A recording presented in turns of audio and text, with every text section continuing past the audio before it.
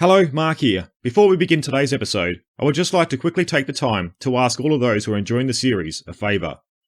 If the platform you use to listen to Castings for Ancient Greece has a rating or review system, I would be extremely grateful if you would consider leaving the series a quick review. These ratings and reviews go a long way into helping others discover the show, in turn helping it grow. So if you enjoy the series and can spare a few minutes, I would love to read what you have to say about your experiences with the show. Thanks everyone for your support, and let's get to today's episode.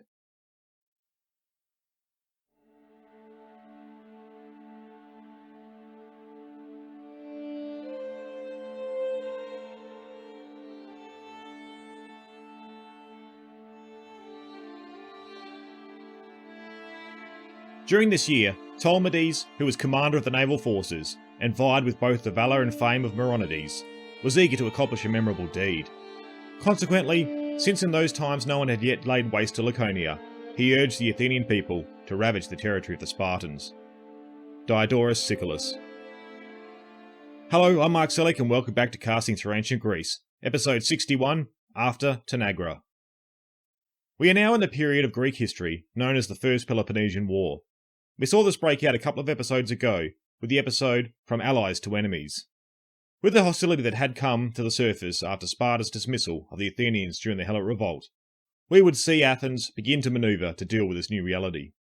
This saw Athens alter the alliances it held within Greece, with them removing themselves from the Hellenic League and then negotiating alliances with Sparta's enemies, or places they held interests in. With this also came campaigns that would be launched on the mainland and coast. The battles that would develop would not initially involve Sparta, but her allies instead, Corinth being a major player. All of these actions were taken in an attempt to secure Athens from a Spartan threat. Also adding to this defensive policy would be the beginnings of the construction of the Athenian long walls, connecting Athens to its ports. Eventually, Sparta could not ignore Athens' activities, and on the pretext of an unrelated quarrel, would head into Boeotia to assist the small polis of Doris, a place seen as the Dorians' traditional home. Though with Sparta operating north of Athenian territory, Athens would take measures to block Spartan movements home, this resulting in the Battle of Tanagra. This would be a Spartan victory, but both sides had suffered and would return to their respective cities. This is where we left matters on the Greek mainland, and then we turned to Athenian involvements overseas. The Persian Empire had recently had a crisis occur within the court, this seeing the assassination of Xerxes, though the Persian line would remain with the Achaemenid dynasty, with Xerxes' son, Artaxerxes, coming to the throne. This period in Persian history would see revolt break out, with one particular region of interest to us, this being Egypt. A Libyan king named Anaros would lead the revolt and would send an embassy to Athens just as hostilities were heating up with Sparta. A request was made for Athens to assist the rebels, which they would agree to, committing some 200 ships that were already engaged in operations on Cyprus.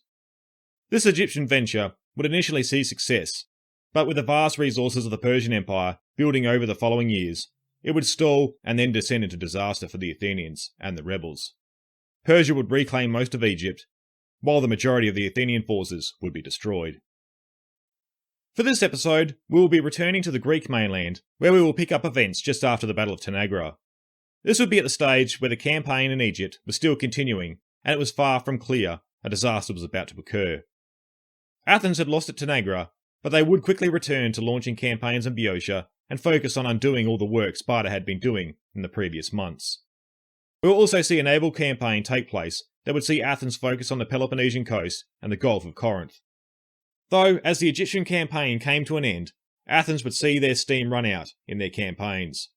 The consequences of the Egyptian disaster would see Athens needing to focus on other areas away from their campaigning against the Spartan threat.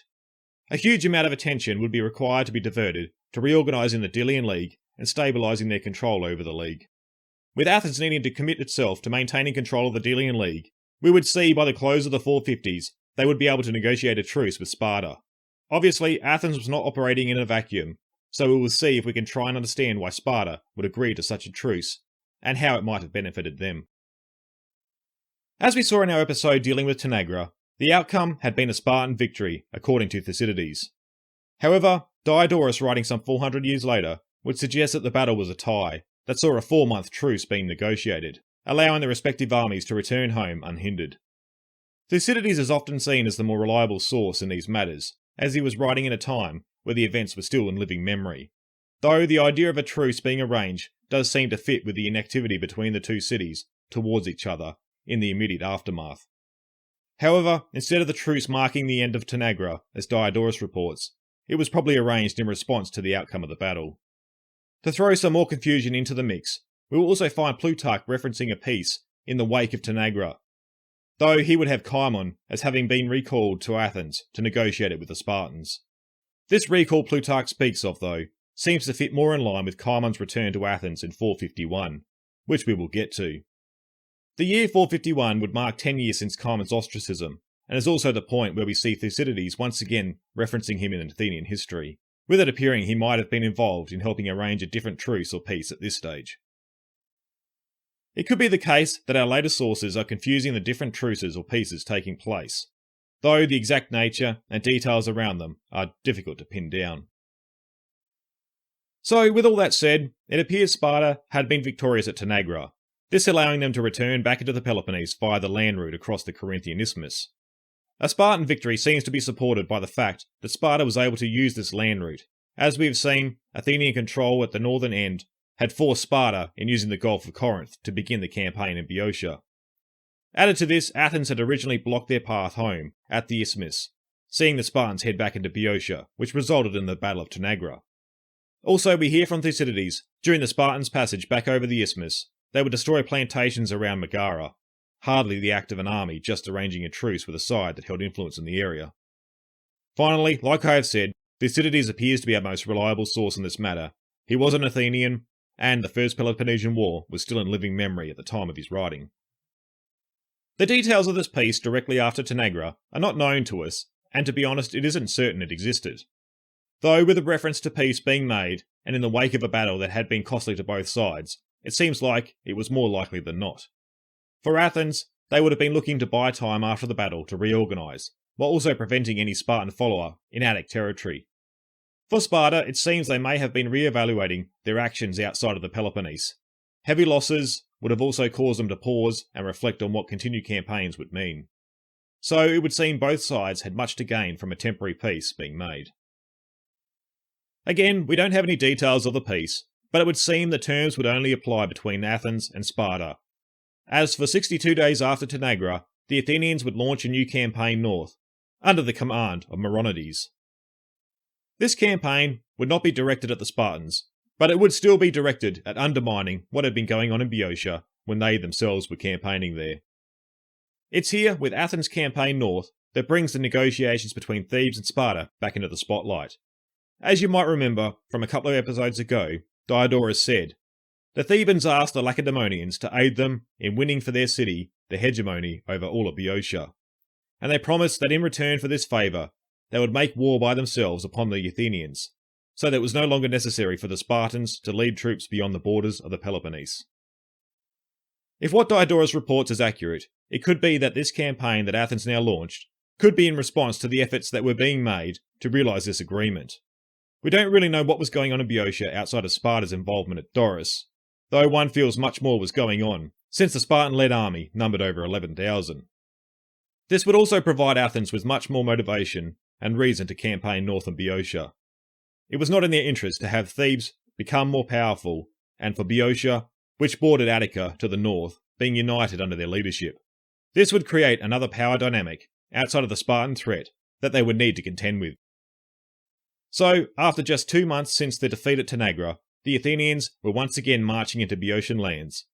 Thucydides doesn't indicate the size of the force sent, but Diodorus would tell us an interesting story in his account to suggest the force would not be on the scale of what had fought at Tanagra. He would write, "He enrolled the required number of citizens and gave them orders, announcing a day on which he planned to march forth from the city.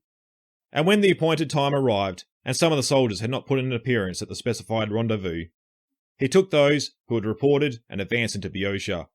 And when certain of his officers and friends said that he should wait for the tardy men, Myronides, who was not only a sagacious general, but energetic as well, replied that he would not do so.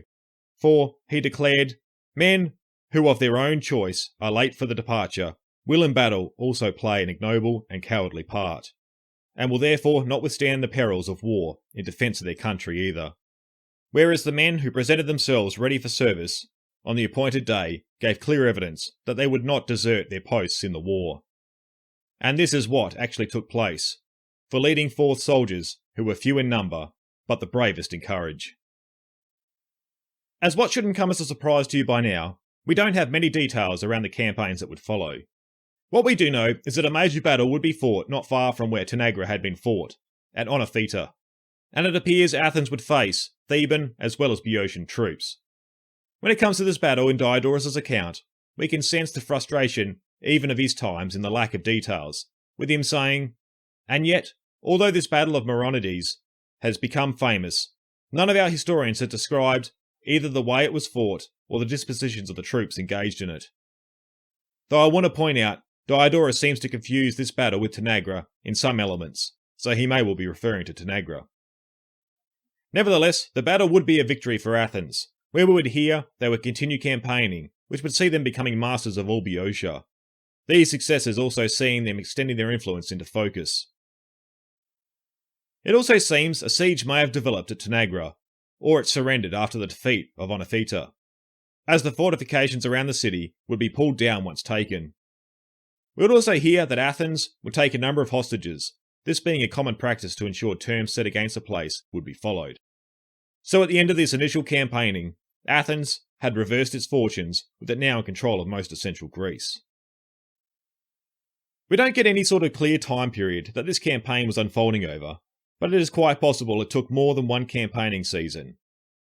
We then find Thucydides telling us of a couple of other developments taking place in passing, while the Athenians were active in Boeotia. It was at this stage that the siege on Aegina, that Athens engaged in a couple of episodes ago, came to an end. As we saw, the island was now forced into the Delian League, where they would be forced into paying tribute. As well as this, Athens would confiscate their entire fleet, absorbing it into the Delian League.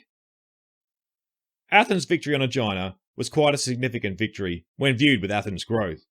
As we had seen for most of written history, we find the two polis at odds with one another, this being due to their shared economic interests in the Saronic Gulf. Both would invest in their navies and would increase in power. The one period that would see the two putting their quarrels aside would be with the formation of the Hellenic League, seeing them both focus on a common enemy. It was also during the Persian Wars where Athens, in terms of naval power, would far surpass that of Aegina. The massive silver seam discovered at the mines of Laurion, and the windfall that followed, would be injected into Athens' shipbuilding program. And if you recall, it was this threat of Aegina on the seas that Themistocles had used to argue his case for the money being used for the navy. This and the influence Athens would gain through the battles of the Persian invasions would now find the power dynamic between the two tipped to Athens' favour much more than previous. This power imbalance would have gone a long way into why Aegina would become friendly with Sparta, though unfortunately for them, this was not enough to protect them from the growing power of Athens. It is difficult in the sources to tell who was the aggressor in the opening campaigns of the First Peloponnesian War, but one feels with the battles against the other Peloponnesian allies in Aegina's areas of influence, they had very little choice to act. Less stand by and be taken over. With Aegina now forced into the Delian League, and without a fleet, Athens now had gained unchallenged control over the Saronic Gulf. The second thing we hear of coming to an end was the construction of the Athenian longwalls. We spoke at the beginning of its construction a couple of episodes ago, though with it not entirely certain when it first began. It appears to be somewhat of an extension of Themistocles' policy when Athens was being rebuilt after the Persian defeat. This had been a point of contention with Sparta, as they tried to argue that it should not be fortified, as if Persia should invade again, it would potentially provide them with a strong base to operate from. Obviously, they would have been pointing out that Athens had fallen to the Persians twice in a year. Though it appears, or comes across in the sources at least, that the true motivation to this opposition was due to Athens' rapid growth in influence, and there had always been a level of suspicion existing between the two. We saw that Themistocles was able to stall talks and divert Spartan attention long enough, so that the walls around Athens and the ports were complete. Nearly 20 years on, and with the flaring up of hostilities with Sparta, Athens realised they needed to extend on their defences. The city and the ports were now able to put up a stiff resistance to a hoplite army, though a weakness still remained. If a siege were to develop, Athens would be cut off from its ports and therefore its ability to resupply itself.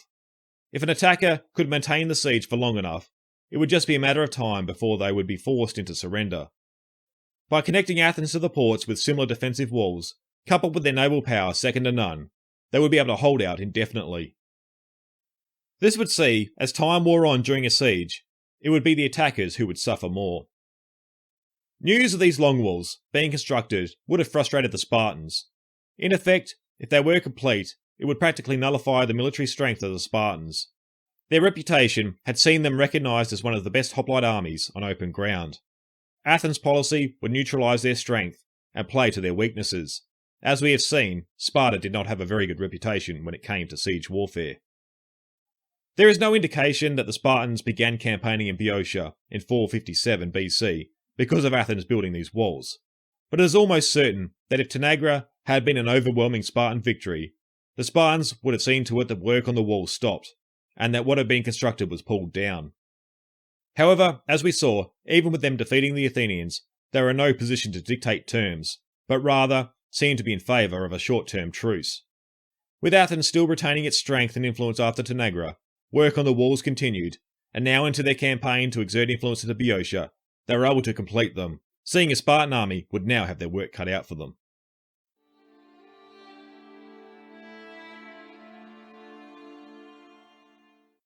Have you been enjoying the series and thinking of helping support the show in some way? Casting Through Ancient Greece is over on Patreon, where we have been providing supporters with monthly bonus episodes where we look at past topics in more detail in isolation. So far we have revisited the Bronze Age of Greece, looking at art, trade connections, warfare, and a number of other topics. We then advanced into the Archaic period, where we then spent some time exploring the little-known Lalatine War, the Olympic Games, emergence of the hoplite, and other areas.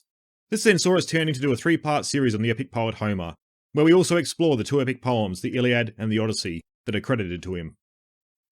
Currently, we're exploring the development of both Sparta and Athens in more detail. We have recently dealt with the origin myths of both of these city-states. We are now about to look a little deeper into the influential figures from both Athens and Sparta in their early histories. We will be first looking at Lycurgus, the lawgiver of Sparta, before we then move on to Solon of Athens. If you are interested in gaining access to these bonus episodes, please consider heading over to the Casting Through Ancient Greece Patreon page. Not only will you get monthly bonus episodes, but you will receive early access, ad-free episodes, plus video series updates about what's happening in the series, what's planned, and we also run competitions. Other options also include access to fully referenced transcripts of the series episodes, as well as a forum where members' questions are answered every month via video. Alternatively, you can visit the Casting Through Ancient Greece website, where you can find the Patreon link, as well as other ways that help the series grow when clicking on the Support the Series button. Thank you all for listening to the series, and I look forward to perhaps seeing you over on Patreon.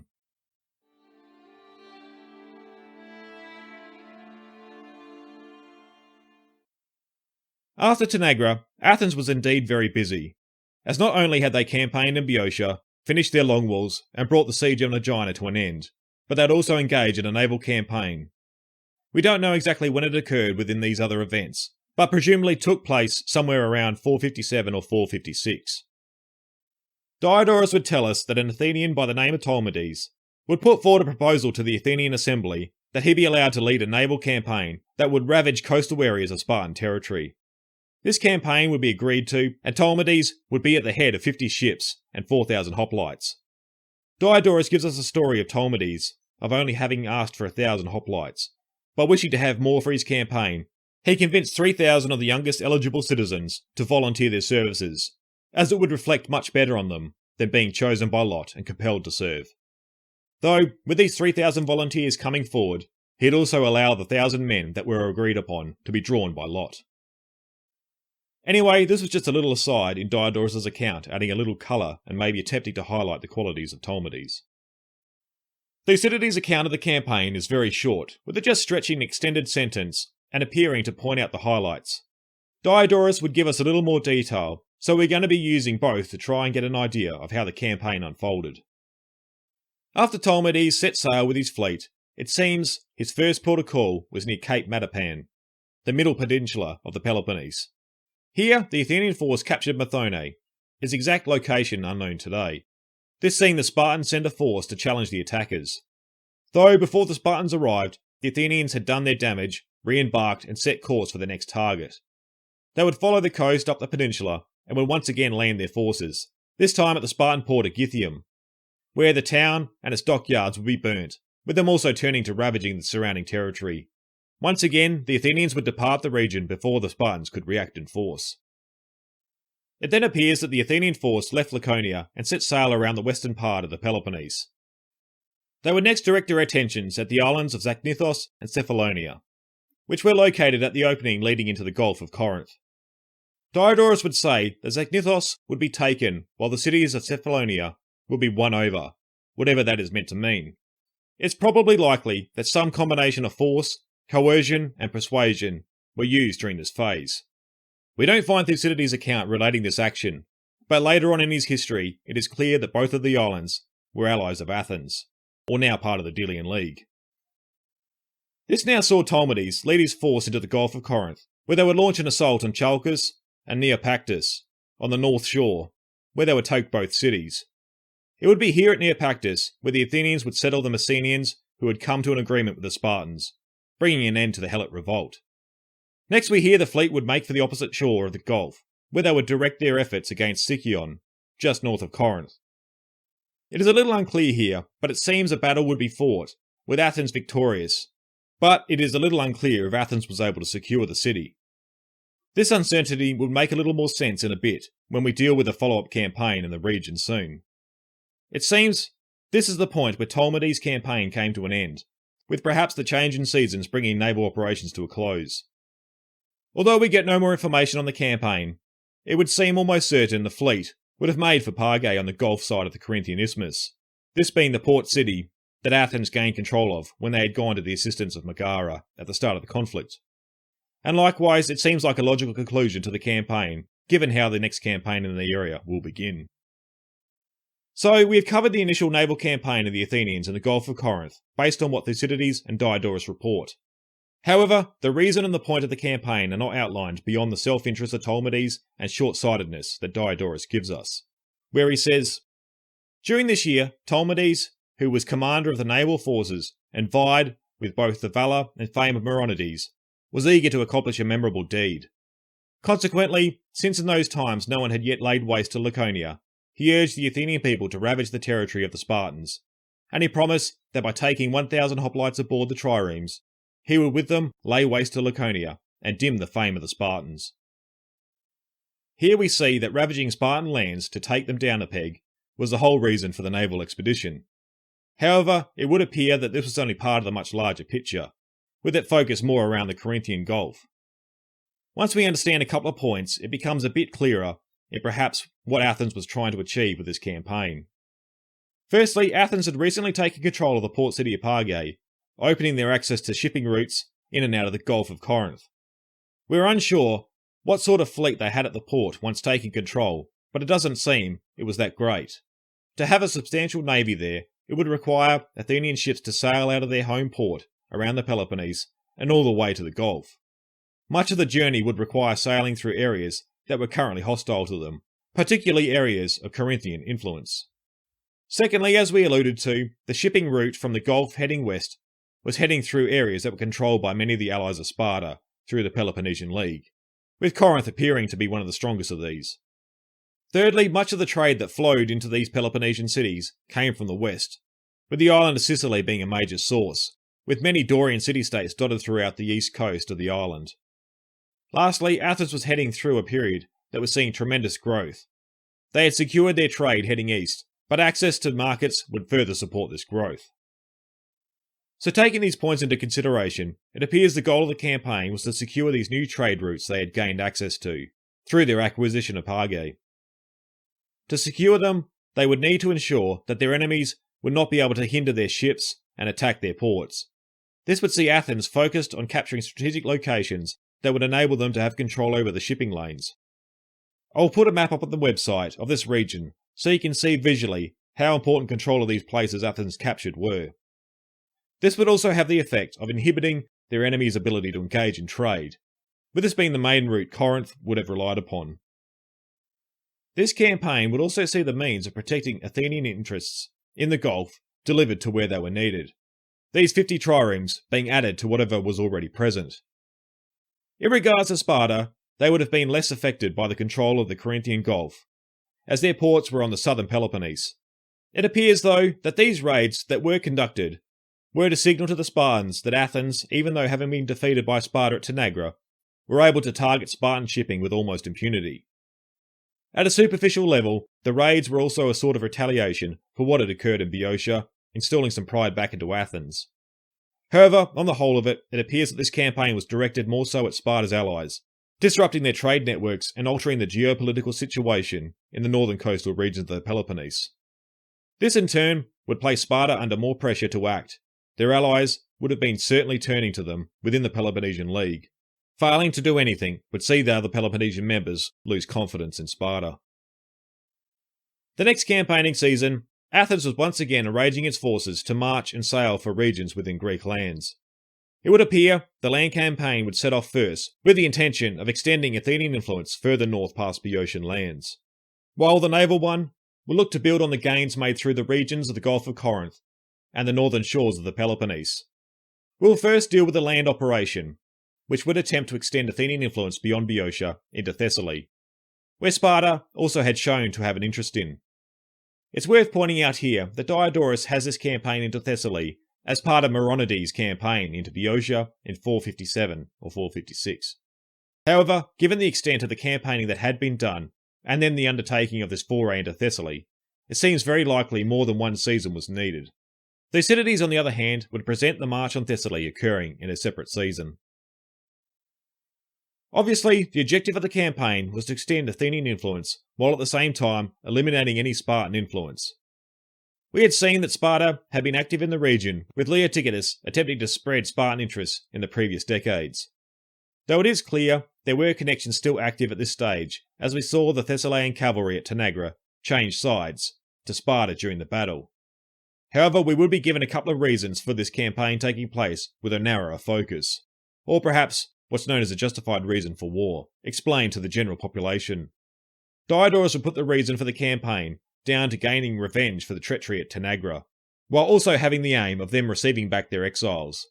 Thucydides would tell us that the exiled son of the king of Thessaly would approach Athens with a request to help restore him to his lands. A closer look at the aims of returning Thessalian exiles and assisting the exiled son showed that these were most likely fitting in with the wider aims of Athens. Sparta had been working to insert their influence into Thessaly. We are unsure how successful they were in this mission, though with what we have seen, there appears to have been some degree of cooperation. Athens was looking to extend their influence into the region and perhaps reducing Spartan influence. So with the presence of important Thessalian figures in the accounts around Athens' campaign, it appears they were looking to either see pro-Athenian political figures return to Thessalian politics, or looking to Thucydides' account, they were looking to back a new royal figure to take power and then advance Athenian interests in return for their assistance in bringing him to power. These points assumed that currently there were pro-Spartan sentiments in Thessaly, or at least an anti-Athenian attitude. Anyway, an Athenian force would march off north into Thessaly. We were unsure what size the force was, but we would hear that they would take with them their newly acquired allies. A force of Boeotians and Phaeacians joining them in this campaign. They would march to the city of Pharsalus, in southern Thessaly, also known as the birthplace of the hero Achilles. It is unclear how much control in the area they were able to gain, as Thucydides would tell us that they dominated the country, though on the other hand, he would say Athenian forces were unable to venture far from their camp due to the Thessalian cavalry. During the campaign, we would hear that none of the objectives would be taken, including the capture of Pharsalus itself. Diodorus' account gives us the impression that Athens saw negotiations were a real possibility in gaining a foothold in Thessaly. But after this attempt, Pharsalus failed to open their gates to the Athenians. This would then see a siege develop that would drag on longer than the Athenians were able to tolerate. How long the campaign lasted, we are unsure, but it seems likely the Athenian force withdrew from Thessaly as the campaigning season came to a close. It would seem at this stage Athenian resources had been stretched as far north as they could handle, with all of the other activities they were engaged in.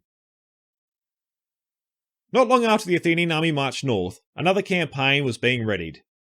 We would now hear of Pericles coming back into official duties, with him being elected commander of the fleet at Pargae, the same fleet that Ptolemades had used the previous year to gain control through the Gulf of Corinth. This time, we only hear of a force of 1,000 being sent to attempt to continue operations in the northern Peloponnese. The fleet would depart Pargae and land on the Peloponnesian shore, where the army would march on Sicyon. This is where it is unclear what the condition around Sicyon was the previous year, when Ptolemades was campaigning. For when Pericles and his force made for the city, they would be opposed and have to fight a battle, which they would be victorious in. It appears the Athenians may have had other forces join them for the battle, as we would hear that after this action, the Achaeans would join them on further campaigning. This would see Pericles sail for the mouth of the Corinthian Gulf, where his target would be the city of Iniade, on the northern opening. They would lay siege to the place, but would fail in being able to take it, with us then hearing the fleet would return back to Pargae to close the campaign. Thucydides' account only talks about these two locations during the campaign, and from his account we are still left unsure around the status of Sicyon. However, Diodorus' account indicates that Pericles was operating beyond just these two cities of Sicyon and Eniade, with us being told that a force would ravage a large part of the Peloponnese and then focus on the larger area around Eniade. Though Diodorus too admits they would fail to capture the main city. It appears that this campaign led by Pericles was a continuation of the one led by Ptolemades the previous year.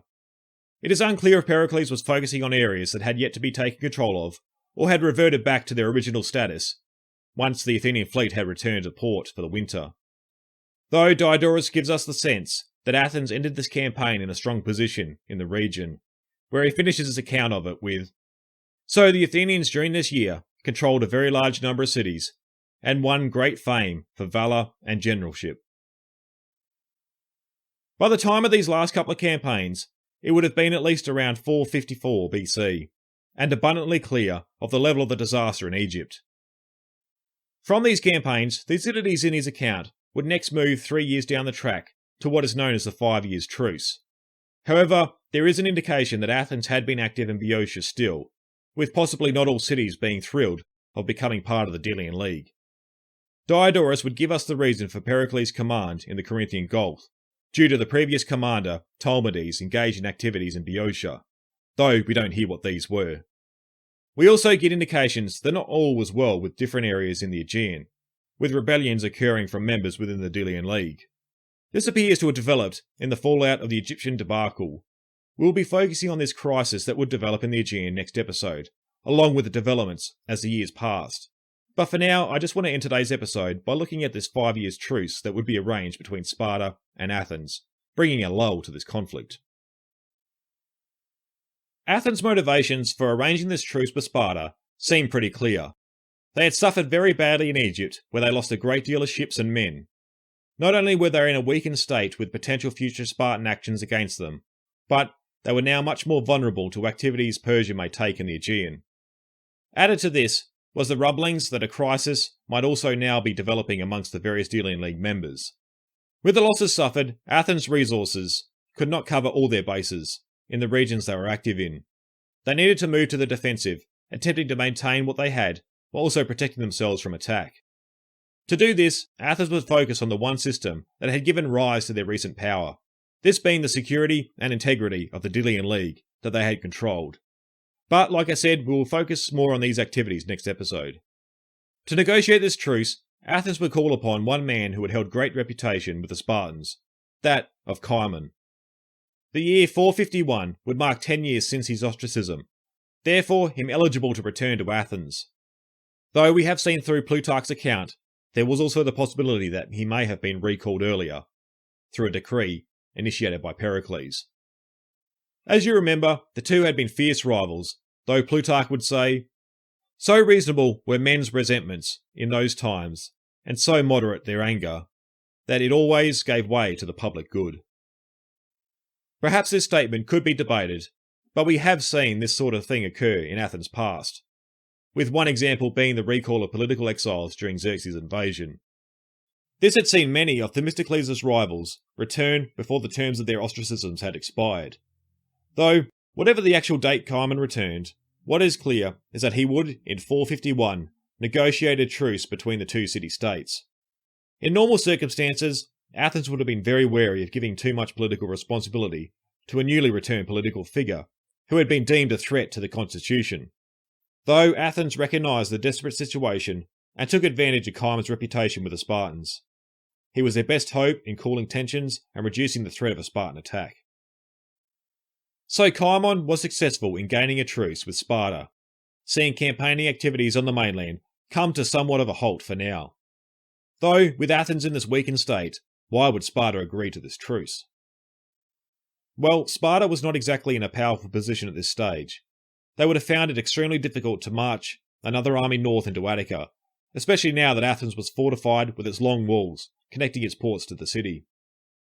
Athenian actions in the previous years had also disrupted geopolitics on the Peloponnese to a degree, with Athens also now controlling the main trade route west to the Peloponnese. To engage in a naval campaign against Athens in the Corinthian Gulf would have been very risky, even with the losses to the Athenian navy. The fleet at Pargae would have probably still been more than a match for a Spartan fleet. However, I think if Sparta was going to agree to a truce because of these conditions, the peace party would have almost certainly have had to have held a good amount of influence in Spartan politics at this stage. While coupled with this, Cimon's involvement in proceedings would have made the prospect of coming to an agreement with Athens far more palatable to the Spartans. Next episode, we will turn to the crisis that was developing in the Delian League in the wake of the Athenian defeat in Egypt. This would see Athens wanting to shift focus from its operations on the Greek mainland and towards securing the integrity of its Delian League. We will look to how Athens responded to the rebellions that would take place and the measures that would be put in place. We will also find Athens securing itself in the face of a threat of a Persian attack, launching yet another campaign against Cyprus. We will also then look at the credibility of a peace that would be made between Athens and Persia, known as the Peace of Callias. However, on the Greek mainland, developments would once again heat up. Sparta would remain true to the 5-year peace. Others, not subject to it, would challenge Athenian control in Boeotia. Sparta would also not be too far behind, and once the truce expired, would now launch their own campaign against Athenian influence. The First Peloponnesian War had not yet been resolved, and would continue into the 440s. Thank you everyone for your continued support, and a big shout out to all those who have found some value in the series and have been supporting on Patreon and other various ways. Your contribution has truly helped me grow the series. I would like to give a personal shout out to a new member over on Patreon, so a huge thank you to Michael Vitic for deciding to sign up and support the series over there. If you have also found some value in the show and wish to support the series, you can head to www.castingthroughancientgreece.com and click on the Support the Series button, where you can discover many ways to extend your support to helping the series grow. Be sure to stay connected and updated on what's happening in the series, and join me over on Facebook or Instagram at Casting Through Ancient Greece, or on Twitter at Casting Greece. And be sure to subscribe to the series over at the Casting Through Ancient Greece website. I hope you can join me next time when we continue the narrative in the series with episode 62, Crisis in the Aegean.